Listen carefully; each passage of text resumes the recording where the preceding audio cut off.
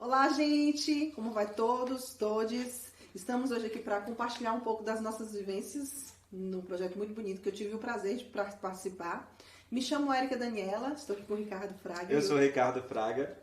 E a gente vai conversar um pouco e dividir com vocês um pouco sobre a trajetória do projeto intitulado O Corpo, a Matéria e o Simbólico entre a Performance e a Psicomagia. É um nome bem grandão, mas que foi uma vivência muito rica pra gente. Na verdade, nós tínhamos na equipe central 10 artistas envolvidos diretamente com o fazer desse ateliê. Na verdade, era um ateliê que no final do ateliê a gente tem uma exposição. E aí nós temos desses 10 artistas envolvidos. Vamos lembrar desses 10? Então, a gente tem na equipe de produção, Ricardo Fraga e Kesha Prado. Na equipe de visualidades, Cristiano Martins, Shirley Ferreira e Tadeu Cajado. E na equipe de produção de fotografias e audiovisual, Daniel Leite, Rebeca Reis e Érica Daniela. Isso. E além disso, então aí antes de começar essa etapa, nós tivemos também um mergulho na parte, numa oficina, que foi a primeira parte desse ateliê, e que nós tínhamos aí envolvidos também os artistas Vinícius Gil, que é porque ele trouxe pra gente, conversou um pouco com toda a equipe e com as pessoas que estavam fazendo a oficina, um pouco sobre a performance, sobre a fotografia, né, esse lugar da visualidade. Eu estava participando também diretamente, trazendo algumas experiências corporais muito vinculadas com a eutonia, e Daniela de Moura, que veio trazendo também essa experiência com a obra de Lygia Clark, com a obra de Jodorowsky, né? E para que inicialmente a gente construísse esse lugar imagético, e aí sim a gente tivesse esse momento, esse segundo momento, que é o momento da construção dos atos psicomágicos de cada um.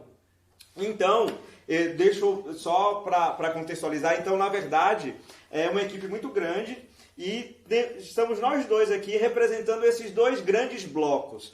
Se a gente for pensar nesse ateliê, nós temos dois grandes blocos. Esse primeiro bloco, que era em relação às oficinas e às vivências corporais, né? E o segundo bloco, que é a realização de atos psicomágicos, de performances, que eram então construídas junto com os participantes e toda a equipe das visualidades, dos registros, né? da parte audiovisual, para chegar à exposição final dessa experiência.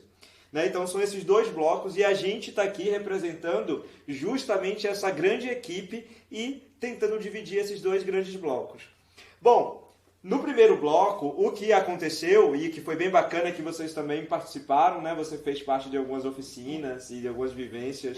Foi importante participar das oficinas para entender quais seriam os diálogos, né? Quais são as referências estéticas que seriam trabalhadas nos atos psicomágicos. Ter uma visão global do que seria, né? Acompanhar e como seria, porque são performances que têm peculiaridades e especificidades que trazem, sim, enfim, todos esses conceitos que foram trabalhados nessas oficinas, nessas aulas, né, em todos esses encontros, para depois a gente construir as imagens. Então, foi preciso a gente fazer esse mergulho, né, para a gente entender a linguagem, para usar, claro, que toda a produção, toda a técnica, todas as nossas referências, né, técnicas do cinema, da fotografia, para incorporar e somar com a produção, né, dos atos, né, das performances, enfim. Lindo, lindo. E é isso. Então, no primeiro momento, que era um primeiro momento mais de sensibilização de todos e todas que estavam participando do ateliê, nós usamos algumas referências, né? A gente sempre abria os encontros e nesse momento todos os encontros eram de forma virtuais.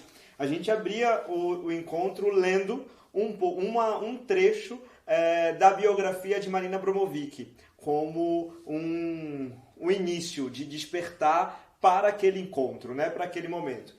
E aí a gente começou a utilizar vivências relacionadas com a educação somática, que é um dos métodos, né, que é o método chamado de eutonia, que a eutonia é um método de educação somática que visa justamente despertar o sensível do corpo, trabalhar o conhecimento de si a partir da própria experiência corporal, né? E através do movimento, mas da própria experiência corporal. Então nós tivemos, durante todas as semanas que a gente trabalhou, nós tivemos justamente essas vivências de eutonia dialogando com as leituras que a gente estava trazendo, né? E, além disso, depois a gente começou a também trazer como referências a artista Lygia Clark e como ela lidava com essa relação do corpo e o objeto, né? Nesse lugar da relação corpo e objeto. E aí tivemos umas experiências lindas com a Daniela de Moura, trazendo algumas vivências e alguns objetos relacionais de Lygia Clark para a experiência corporal também. E o ponto de ligação desse processo todo foram as vivências e buscar essas impressões subjetivas que as obras de Jodorowsky apresentam muito na construção de atos psicomágicos. Então, na verdade, a gente foi criando nesse primeiro momento um imaginário entre eutonia, as obras de Lygia Clark e as obras de Jodorowsky para construir esse imaginário. E durante essa vivência, em cada semana nós tínhamos encontros todos os dias, eram encontros todos os dias, e no final de cada semana nós tínhamos também uma provocação estética, que eram os cartões refluxos. Esse nome, o cartão refluxo, ele está muito vinculado com o grupo Fluxus, que foi extremamente importante, um grupo que trabalhou com performance nos anos 60, extremamente importante para o cenário da performance, né? Então a gente quis fazer essa relação e trabalhar com esse movimento de ir e vir do refluxo para a criação de obras em casa. Então todos os participantes receberam um kit para realizar essas oficinas em casa, e dentro desse kit tinha uns cartões, que são esses cartões refluxos, e eles só poderiam ser abertos com as orientações no final de cada semana. Então nós tínhamos o cartão refluxo azul, que aí era uma sugestão de performance que eles também criariam em casa, e tirariam fotos e traziam para a gente. E aí toda a equipe participou desse momento. Depois o cartão refluxo amarelo, o cartão refluxo vermelho.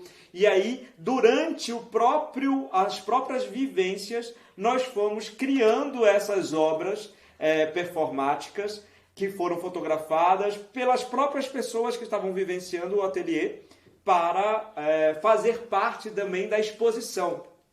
E no final dessas 4 ou 5 semanas de encontros diários, começamos então a segunda etapa, que foi justamente essa etapa de construção dos atos psicomágicos, onde cada um e cada uma mergulhava nas suas vivências, né, do que aconteceu no ateliê, para ir criando um percurso junto com toda a equipe que Érica já apontou, né? Junto com Daniela de Moura, junto com a gente, né? Na verdade, cada um foi criando um grupo. Como foi mesmo, Érica? Traz pra gente essa organização dos grupos de WhatsApp, né? Então, antes da gente falar sobre isso, acho que é importante a gente falar também que tanto o Jodorowsky como a Lygia Clark e a eutonia traz uma coisa muito importante que eu acho que peculiar para esse laboratório, que é o lugar da terapêutica, né? Todos esses autores, né? Todos esses artistas,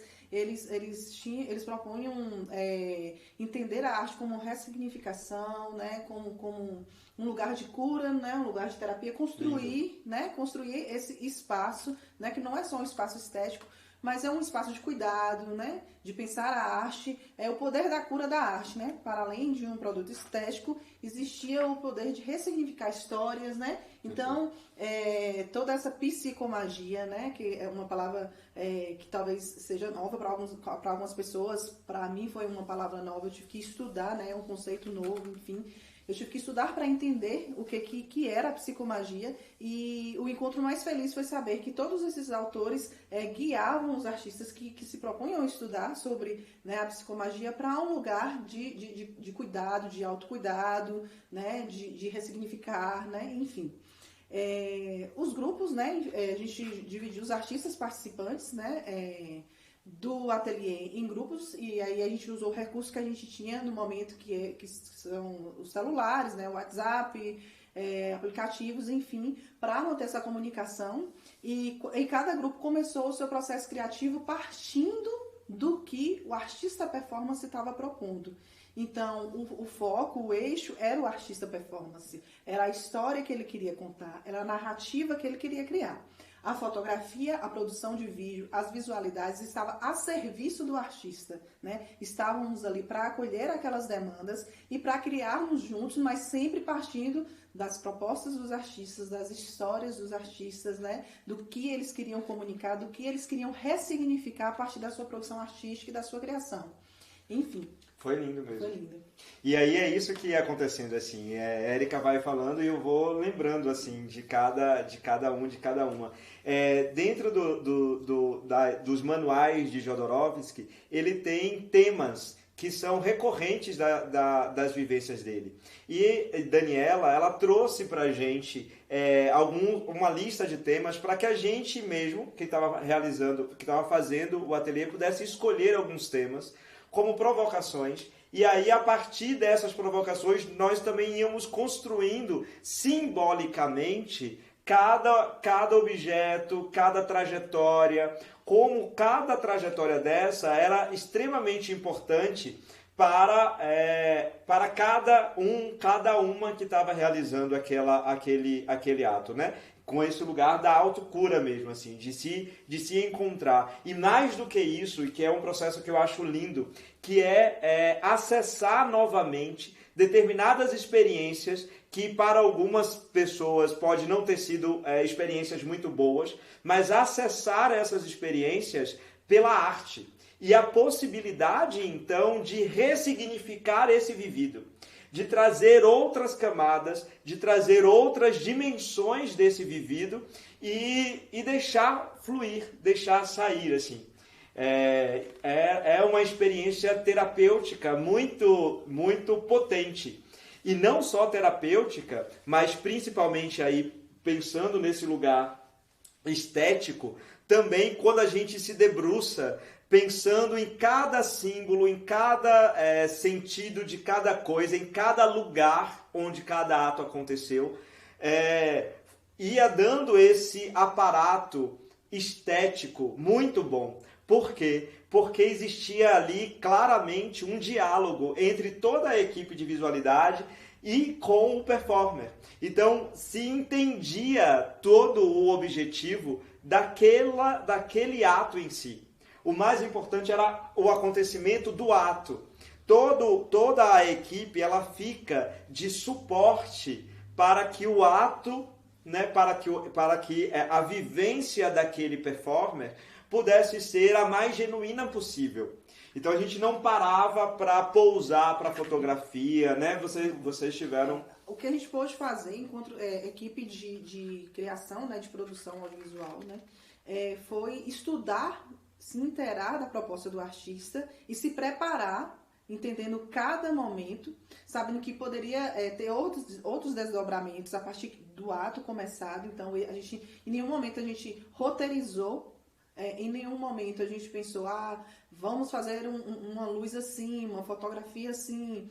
A gente sabia a locação, qual ia ser, quais eram os elementos que iam ser trabalhados, a sequência de cada coisa que ia acontecer, mas não tinha como a gente fazer um roteiro e sim se preparar. Se preparar com uma luz, né? Já que eu vou fazer uma produção em uma cachoeira à noite, eu preciso de luz, então vamos nos preparar com o máximo de luz que a gente conseguir, né? Qual tipo de luz que a gente vai usar, como a gente vai direcionar essa luz, né? Como a gente vai posicionar esse artista, porque a partir do momento que o ato psicomágico começava, ele não era interrompido, ele seguia o fluxo, né? E às vezes acontecia algumas improvisações dos artistas. Não seriam improvisações, mas necessidades de expressões que esses artistas tinham e que ia acontecendo no momento. Então a gente seguia, né, o fluxo e tentava registrar o máximo de material possível, né, entendendo que aquilo dali, né, estudando junto com o artista, para aquele artista performance, tem uma lógica, tem uma narrativa, tem um porquê, tem uma ressignificação. Então, tinha-se um cuidado muito grande, né, com esse espaço que estava sendo criado, tinha-se um cuidado muito grande para não invadir esse território, ao mesmo tempo que a gente precisava pensar técnica, a gente precisava colher material para poder fazer, né, a produção final, que é o site que vocês vão estar acessando agora, né, com os vídeos, com as fotografias, com os textos, com tudo que foi produzido durante o laboratório. Lindo. E aí, quando a gente começa, e quando eu vou escutando a Érica, vai vindo cada vivência dessa, porque todos nós mergulhamos muito em cada ato. E como cada ato é muito singular, lida muito com as questões que cada um e cada uma queria trabalhar naquele momento, assim. E aí, só para a gente ir vendo, nós temos... Érica começou a trazer um pouco sobre a vivência na cachoeira, que é o ato de Josi. E Josi, ela queria trabalhar, né? Ela sentia a necessidade de trabalhar sobre a luz da lua, então na noite, numa cachoeira. E aí ela vai trazendo todas as memórias emotivas que ela tinha em relação aos locais, em relação à presença dessa água corrente, a lembrança dos pais, né? E aí a gente foi organizando toda a equipe de produção também, junto com as equipes de visualidade, do pessoal da fotografia e das filmagens, como executar esse ato. Então, nós desenhávamos, estávamos à disposição de cada ato. E aí nós fomos para Ibicoara, saímos de Vitória da Conquista para ir para Ibicoara para a realização desse ato, né? Porque nós tínhamos lá, então, as condições necessárias para cachoeira, de noite, e aí a gente foi fazer essa vivência justamente em relação a isso. Então, antes de realizar, a gente chegou lá, né, junto com o Tadeu Cajado, que estava escolhendo também esses lugares, levou Josi. Josi tinha que se escolher e sentir confortável em cada lugar. Nós fomos durante o dia, no dia anterior, para olhar todo o lugar, desenhar como é que ia ser a proposta, onde poderia acontecer cada núcleo do ato dela, ela escolhendo junto, conversando junto com a equipe, e aí a equipe pensando na luz, pensando nos ângulos para não atrapalhar o processo.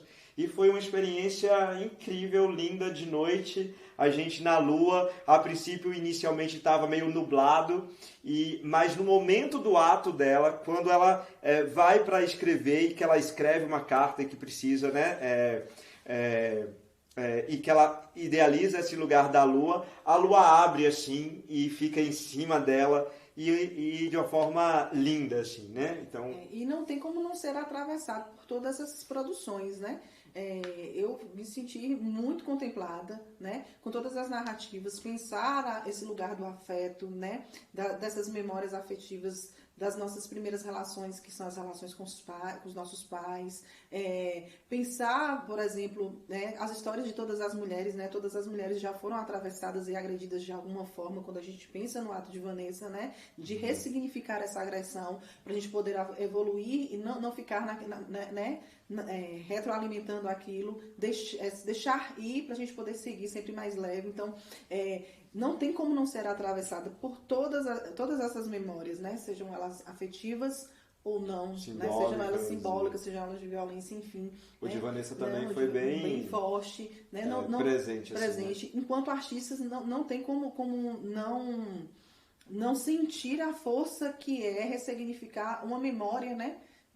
Ressignificar a memória, destruir uma memória ou reconstruir uma memória, né? Transitar por uma cidade, estar presente, mas também ser fluxo, querer ir e querer estar, né? E isso é muito do universo do artista, né? O artista, ele é esse fluxo, ele é esse rio que corre para o mar. Então, né, se ver preso dentro de uma pandemia, né? Isso aí já está no ato de Milena, né? Se ver preso, né?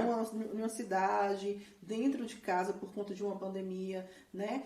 Trabalhando online, e aí você ressignificar toda aquela sua memória, todo aquele percurso pela cidade, né? Todas as suas relações afetivas, desse espaço, né, do estar e do deixar ir, bem bonito. Então não tem como a gente não se sentir tocado e toda essa produção nos atravessar, né? Também nos ressignificar enquanto artista, né? Enquanto promotores e produtores de arte, de algo que tem que estar além, né? Sim.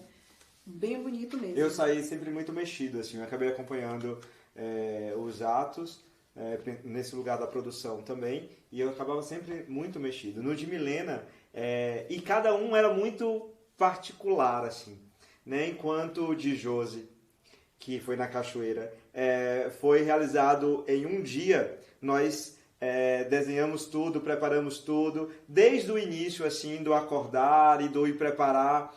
Era uma festa de aniversário, então a gente tinha que preparar, a própria equipe preparou o bolo e tal, e foi um momento lindo. Já o de Milena, ela traz aí um tempo, o próprio tempo de maturar as vivências, de recordar, de lidar com essas memórias. Então ela ficou, a princípio, acho que uma semana ou um pouco mais, revisitando anotações, revisitando vivências, para preparar a saída dela pela cidade e trabalhar esse lugar do território, que também é muito presente aí quando a gente vai ver alguns escritos e algumas coisas vinculadas com o Jodorowsky, né? E aí é lindo isso. Já o de Vanessa também, ela traz o lugar da água, mas ela traz esse lugar da argila presente, ela traz esse lugar das palavras, né? Como você sinaliza, do lugar da opressão um pouco vinculada com isso. E esse lugar de ressignificar determinadas questões, como, por exemplo, o sangue menstrual, que é presente e que, de uma certa forma, também está muito presente nessas obras de Jodorowsky em relação à questão desse discurso e como ela se apropria disso para suas próprias vivências e ressignificar as suas experiências, né? Uhum. Acho que rendeu muito material lindo. Daria para a gente fazer muito mais outras produções. Foi bem difícil selecionar, né? Fazer o corte, recortar e escolher essas imagens, escolher essas fotos para esse site, produzir esses vídeos, porque tinha muita coisa bonita. A gente não poderia fazer um material, né, com muito tempo, enfim, 30 minutos de material. A gente tentou, né, junto com as artistas, construir, né, esse corte desse material para poder estar apresentando para vocês.